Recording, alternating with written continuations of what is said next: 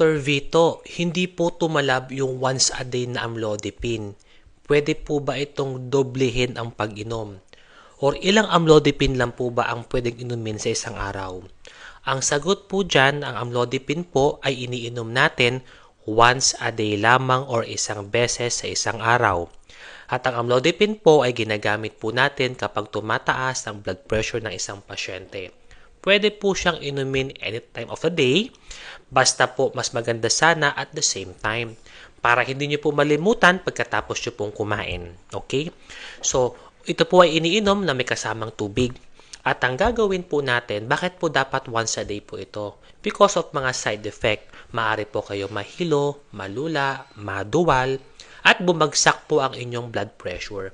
So, ang dosage po kasi ng amlodipine, merong 5 mg at merong 10 mg. At ang nagbibigay po ng tamang dosage ng pag-inom ng amlodipine ay walang iba kundi po ang ating mga butihing doktor lamang kapag sila po ay nag-prescribe or nag-reseta po sa inyo ng amlodipine. Ito po si Dr. Vito ang nagbibigay sa inyo ng libreng payong medikal. Mapagpalang araw sa ating lahat.